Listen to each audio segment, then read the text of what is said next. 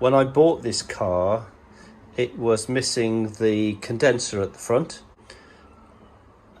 the compressors there, and then where the pipes are connected, this one here and here, they've just been sealed off with tape. Steve is coming over to fit the Fen air conditioning kit. A chap called Mick Thomas in the Jensen's Owners Club magazine did what I thought was a brilliant article about the Jensen air conditioning system, and he represented it in this diagram, and I'll attach this and his article, I think, at the very end of the video. When you install the Fen air system, this part here and all of this is no longer necessary.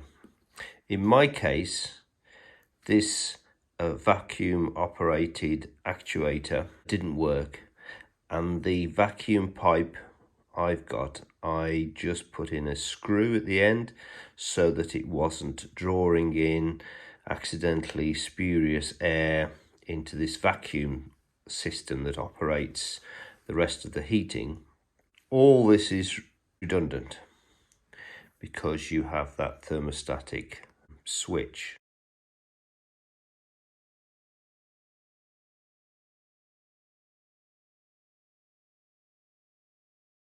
So from the compressor, there's a pipe that comes out, high pressure, leading to the condenser, the radiator at the front. And then from the radiator, you then get another pipe that comes back to the dryer. And then from the dryer, it goes off to the evaporator inside. And then there's another return from the evaporator which goes back to the compressor. A few things that I need to do beforehand.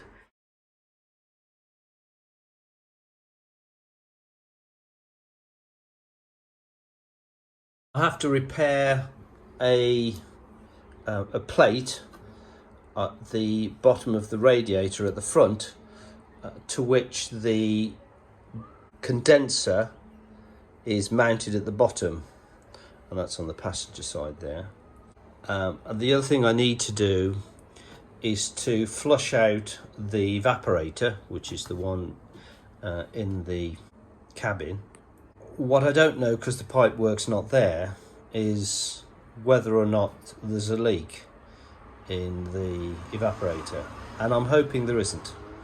Otherwise, after we've installed the kit, I'm going to have to look at fixing the evaporator. To flush this out, I'm going to put a pipe on there, blow it through, get as much of the oil that's in the evaporator out, then add something like brake cleaner, blow that through to bring as much of the oil out, and then let that evaporate. I've removed the tape off here. That looks in fairly good condition with the green O-ring. That one, not quite so clever. I will have to clean that up a bit, I think. I've got one of the pipes that came with the car. I've reattached this one here. I'm just putting brake cleaner down there. So I've finished filling that on there. And then if I finish filling this,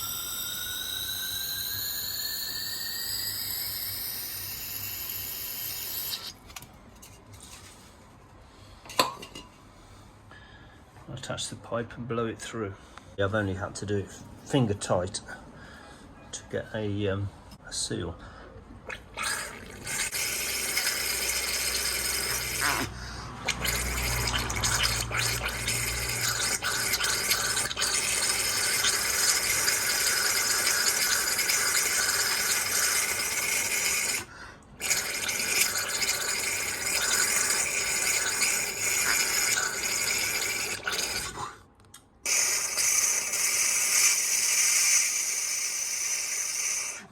I'm hopeful that this will be enough to at least give it a clean through.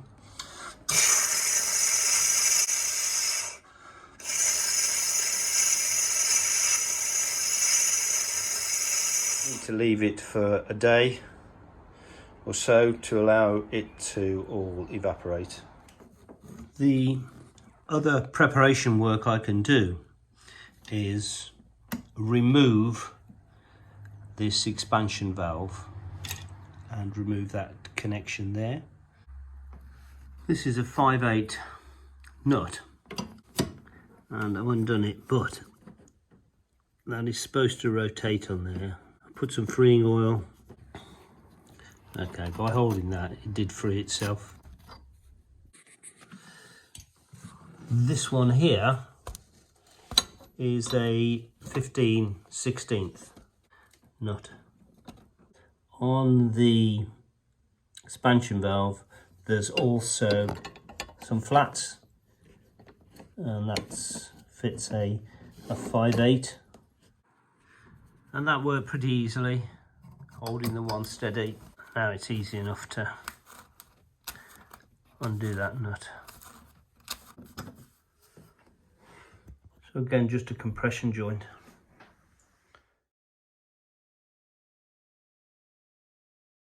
I have to release the belts. As you take the bolts off to remove the compressor, because the bolt goes in this way,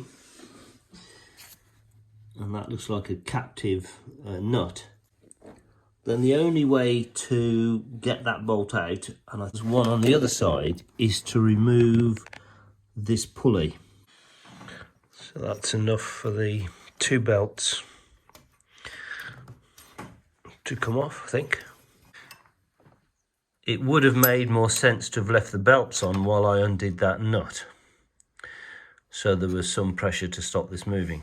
In my case, as it was, this bolt was already quite loose. It was a 1/2 inch.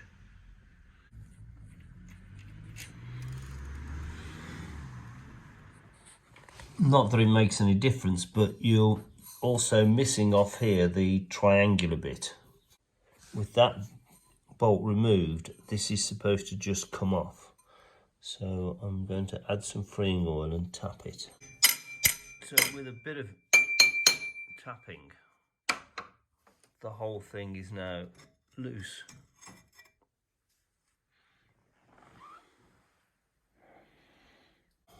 Certainly appears seized in my case. Do need to remove this electrical connection, which is attached to the compressor. Can't, which I was hoping, get that bolt past that. I'm going to have to take this off. The 3 bolts that are in there are 5/16 and appear to be undoing easily. This now comes off and pulls through.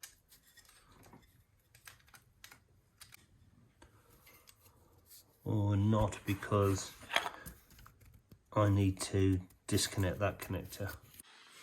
Now with that end off, I can pull that out.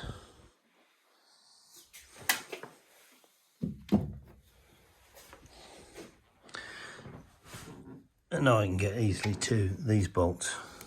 So it would appear to be 1, 2, 3. There's a plate there, and I understand there won't be a plate on the next compressor. So I need to keep that and find a way of connecting these springs to the sanding compressor.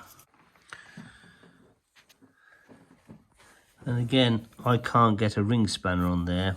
It has to be an open-ended spanner. And this one here is actually 9/16, not 5/8.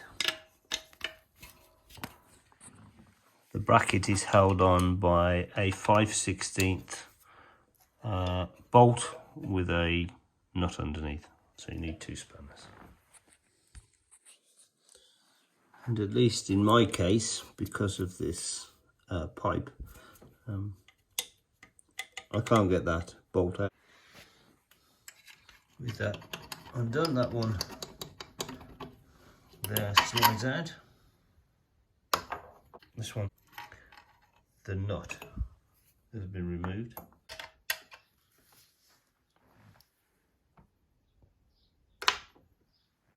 The compressor won't just pull out, and that seems to be because this front bracket fits in a recess, so you can't pull the compressor, and it's the same this side, you can't pull the compressor up and out.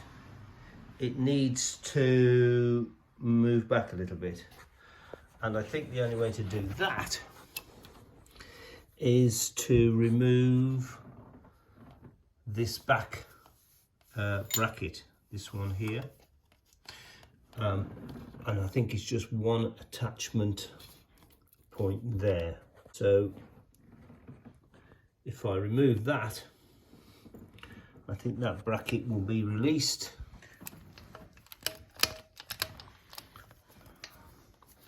With that,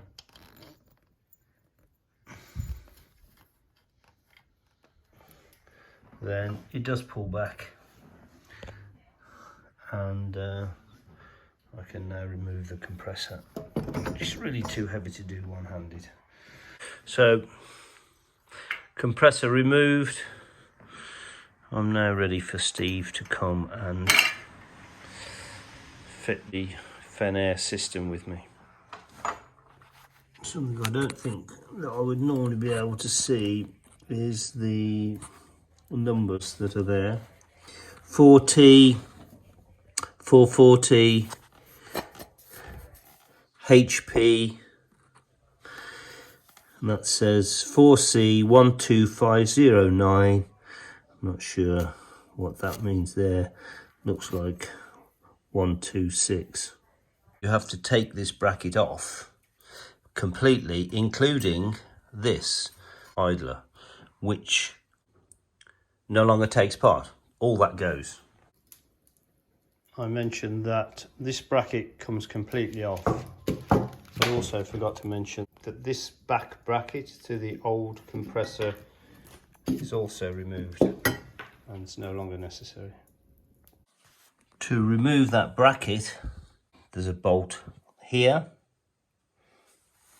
and here, here and here. It's worth noting that this bolt here, with the additional washer, comes from this point here, and that's an elongated hole.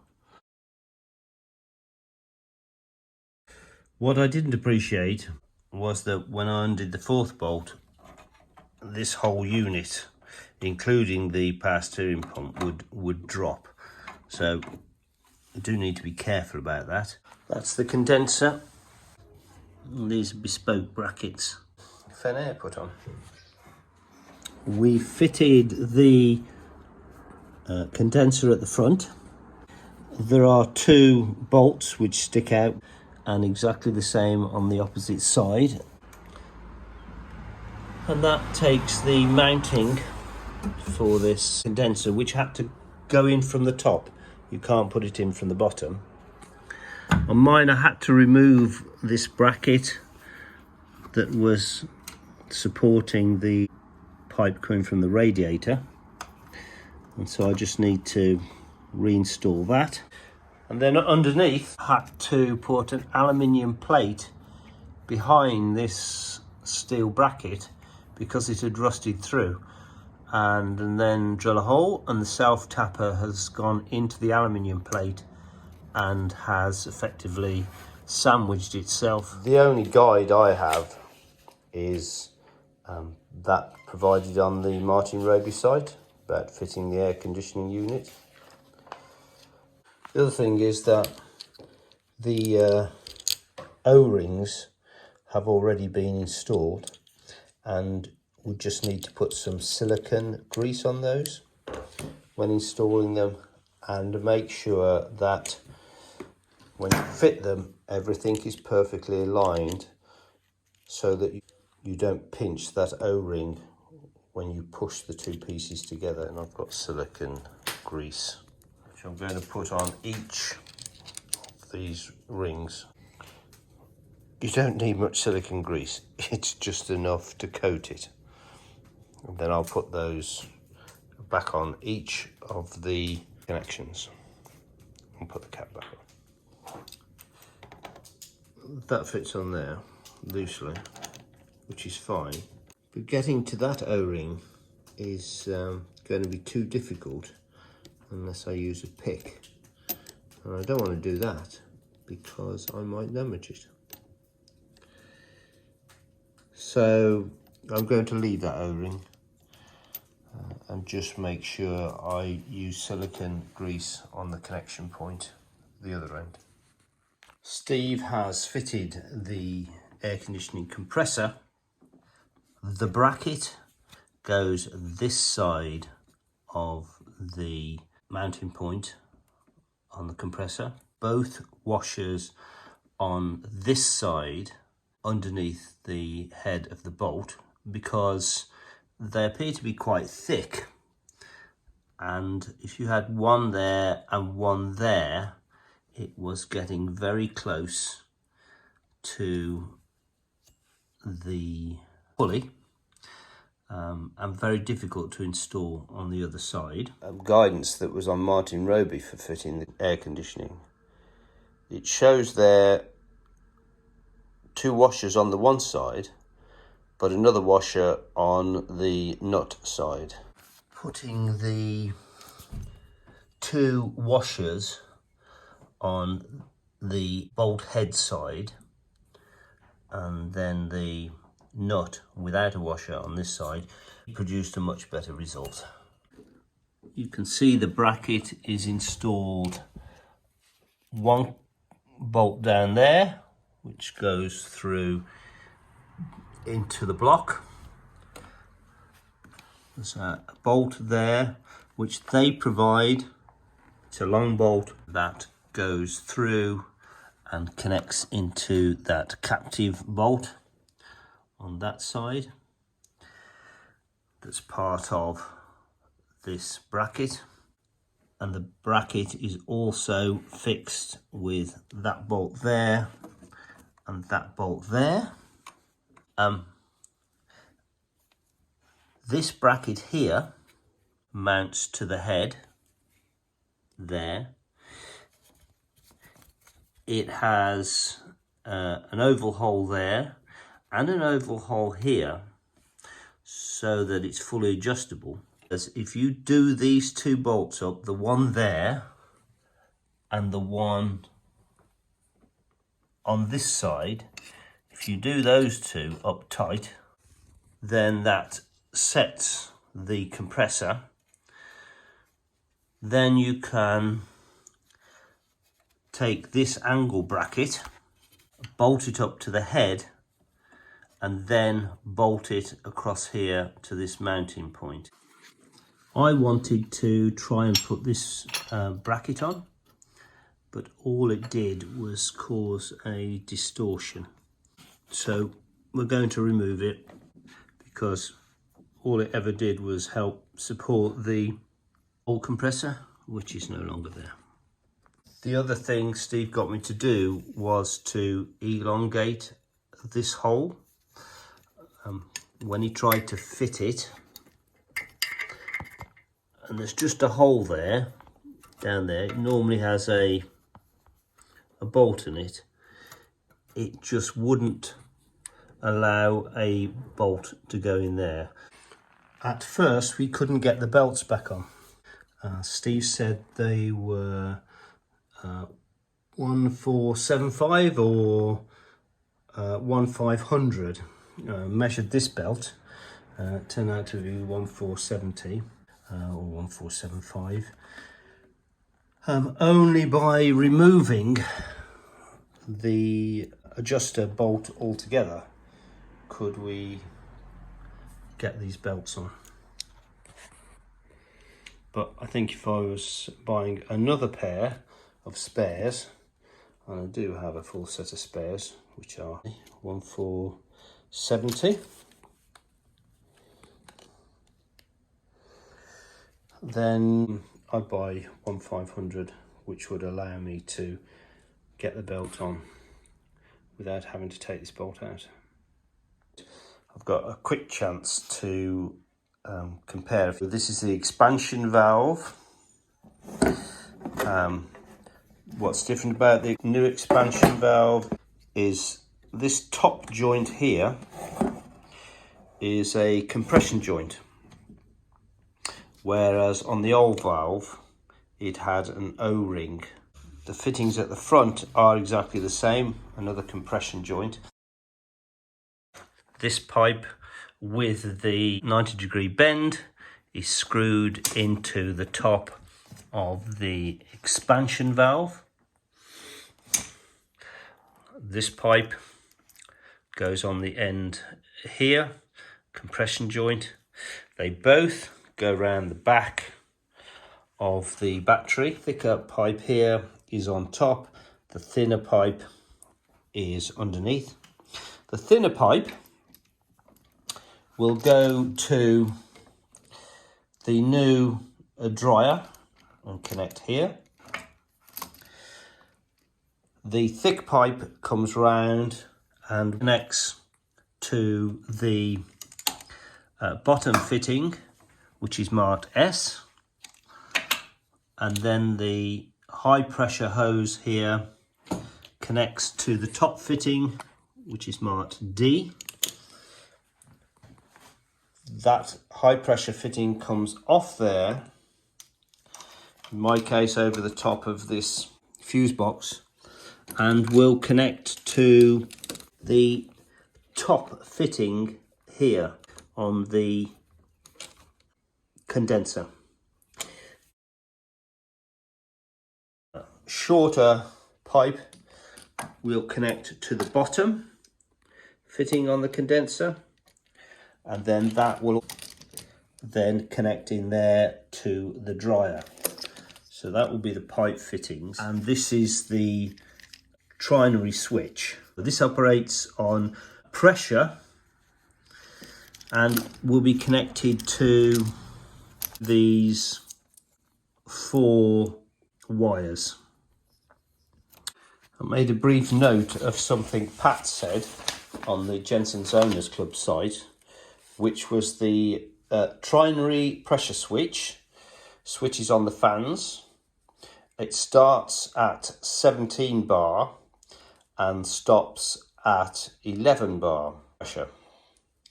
And then as a side, he said in the article that the pressure drops as temperature falls. So compression joint into there, and then another compression joint on this pipe connecting to the top, and compression joint there, both without any PTFE tape. As soon as you take off this cap, which has a rubber seal in it, then on this big one down here, oil will start coming out of the compressor as it is pre-oiled. Not much came out, just a very slow drip, and you have to be ready to put this connection on to stop the loss of oil out of the compressor. They're both O-rings, so you have to be careful how those go on. And then do that one up when you've decided on the orientation. There's no oil that comes out of this one, it's just out of the bottom one. We checked to see whether the clutch could energize by just simply connecting that lead to a power source. So we know that works. Martin Roby document does tell you how to connect these wires. The original wires that came off the, is it Ranco valve, the beige pressure switch boxes, have ring fittings. The trinary valve has a mix of male and female spades that require changing the original wires from those ring connectors to a pair of females and a pair of males. The instructions are quite simple. It says that the black, blue and black wires, that's these, which would have the ring connector to a male connector changed. These are connected to the blue white and blue red wires. That's this one here with the corresponding female connectors. It also says that it doesn't matter the polarity, which way round these go, and in this case the wires are purple green and purple blue, and these are connected to the red white and the black white wires, and again polarity doesn't matter. Looking at the wiring diagram, the one beige box, the AC cut-in, is here. The other beige box is shown here as the AC cutout. That box has gone, and what we've done with the trinary valve is connecting the black wire and the black and blue wire, and for the cut-in, and on this side for the cutout, that box again has gone, and we've connected in the purple and blue wire and the purple and green wire to the trinary valve.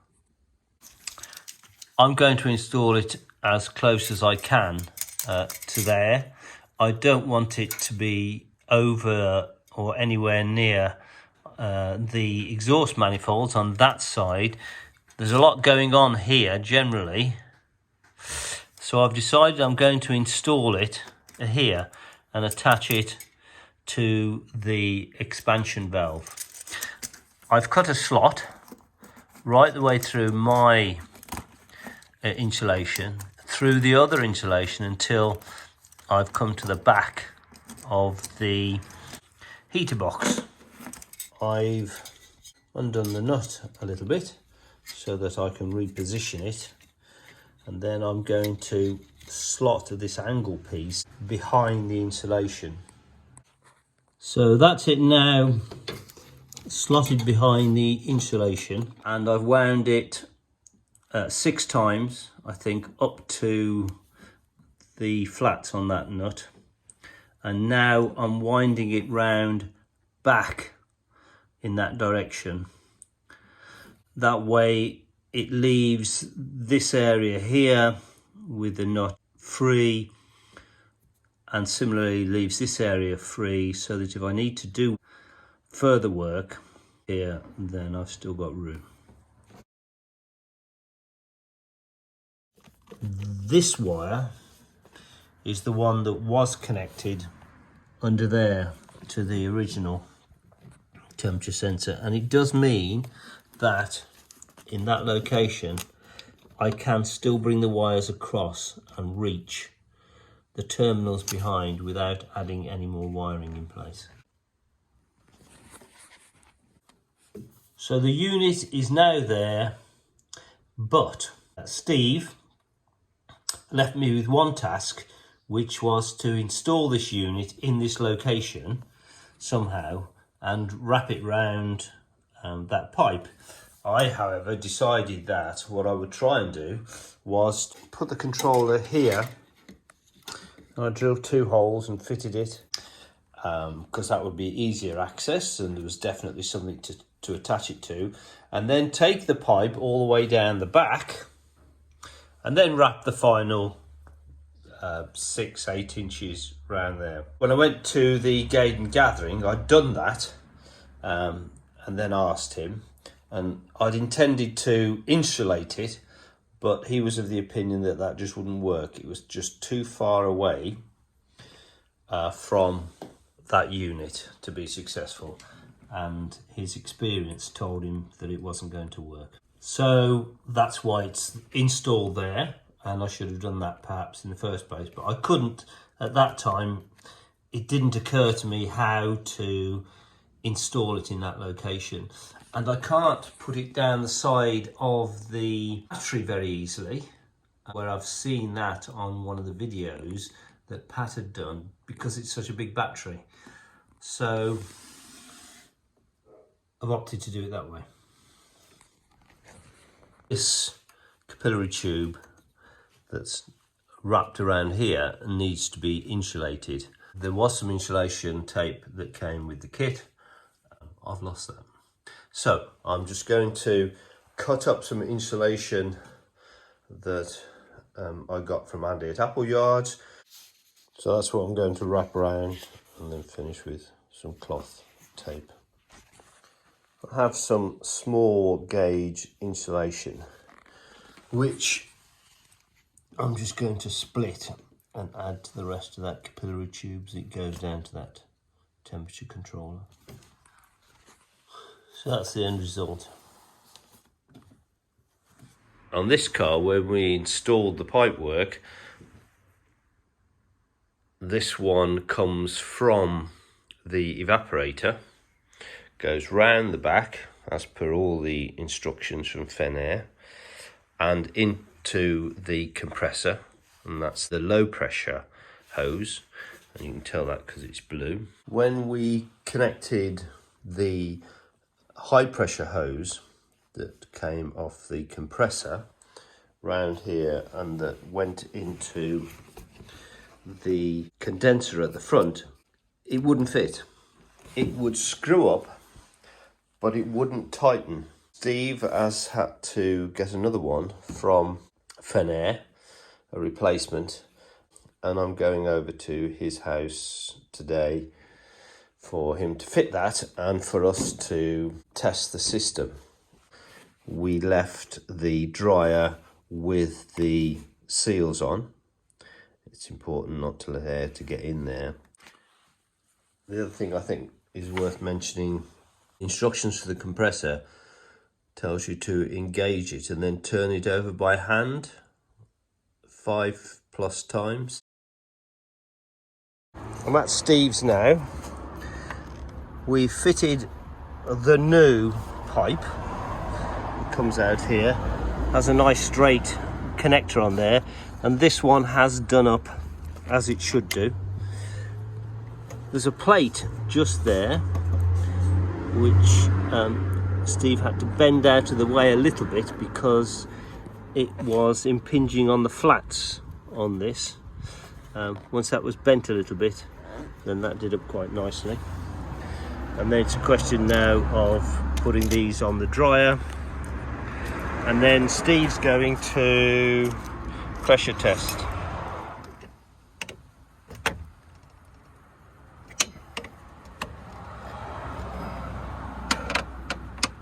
Right, Steve's just fitted his low pressure and high pressure hoses that go to the gauges up there.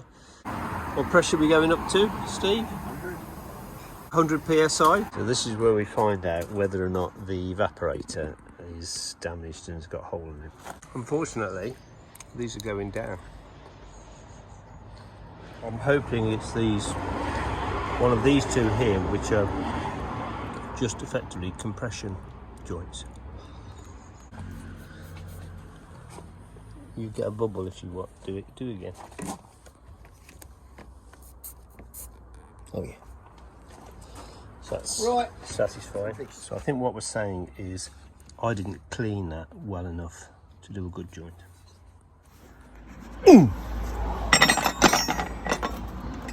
Right. Just call me an amateur. Steve's response was it wasn't tight enough. We're going to go through this process again. I got my fingers crossed. Got everything crossed.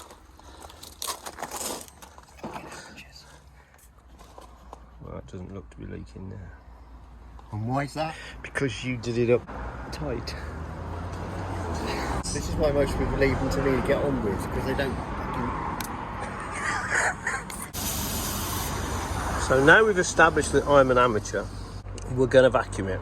Now that will boil out all the moisture that's in the system, and then we're in a position for me to take it and get R134A put in.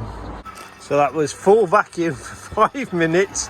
If we don't lose any vacuum, we have an integral system, and then we can do a full vacuum thing for 30 minutes. Okay. And when you go get your gas in, you can tell them it's already vacuumed out, they just need to put the gas in. They just need to add the gas. It does work. Yeah. Tee off that. Yeah. And put it to the AC on that, and then adjust the speed to make the fans run at about 30%, 40%, all the time the air compressor's on. It says... Oh yeah, there's one that says AC. Right. Feed that with plus 12. Feed that with a plus 12. Coming off here. I'll tell you what, I'll show you one another. Third one from the end is AC. Yeah, and there's a little screw. Take the cap off. There's a little screw in there. And with the clutch in, with the clutch going, turn the fan so the fans are whizzing at about 50%. Yeah. All the time the clutch is in. As you turn it, it'll go faster. Faster or up and down. So that way, yeah, okay. That way, whenever the air conditioning kicks in, the clutch is in. The clutch comes in, and because there's a 12-volt feed, that will cause the fans to go on, and we want about up to 50%. Up to 50%. You'll soon get the. You want a good airflow, but you don't want it on. So this temperature controller needs to be set so that that runs at about 5 or 6 degrees, and that will stop it freezing in the evaporator, presumably. Yeah. So it's on the 3. There's nothing in there. And vacuum wise, it's gone. Yeah. Okay. A minus. To a minus. Okay, that's fine. And then we're going to leave it like that and see whether or not that goes up there. You think that's done it? Yeah. So that was Steve turning the compressor so that the oil gets spread around. I think that's done it. That's more than 5 times. Easier than. So you said 750 grams of R134A. Okay. And the oil's already in it, so we don't need to. Yeah, oil's in. Compressor's been turned over. What are we calling that then, Steve? Success. Success. Now I just got to fill it up. What was it when it arrived? No, it wasn't. It wasn't quite up to professional standard. Where's your caps? So I'm back from Steve's. What I'm left to do is to set my fans using Steve's speed controller so they come on at approximately half speed. If you don't have Steve's controller, then I can't see anything in the Martin Roby guide other than a normal wiring setup. Steve was talking about connecting in to this bullet connector, which is here, in order to use that as the 12-volt source to go to his fan controller to switch on the fans whenever the compressor kicked in. This wire that I've marked up there is actually purple blue and goes back to the trinary valve over there. If you look at the AC compressor on the circuit diagram, then it's that purple blue wire there that goes to the AC cutout. So on the trinary valve here, you've got these 2 wires coming in here. One's purple green, that's that one, and the other is this purple blue. I'll check it, but I think that's the wire that goes to the compressor.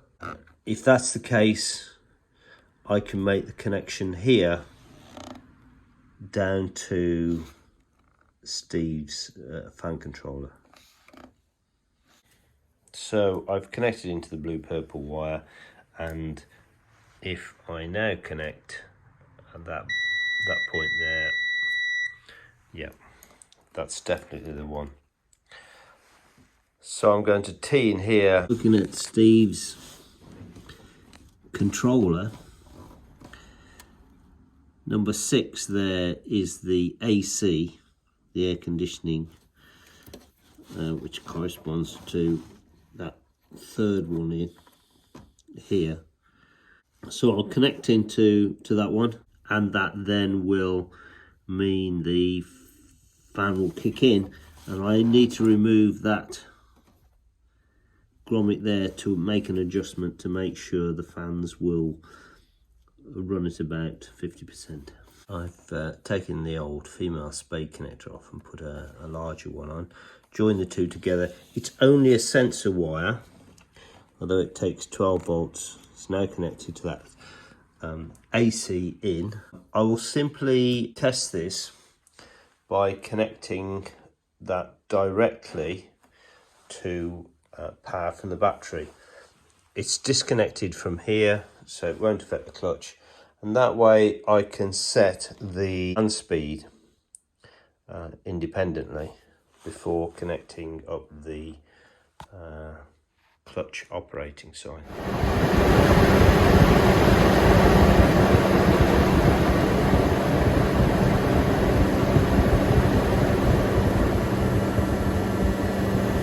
Assess that that's about 40% fan speed. And then finally I've added some wrap to protect that wire as it goes through the back of the compressor. Now I need to get it filled with 750 grams of R134A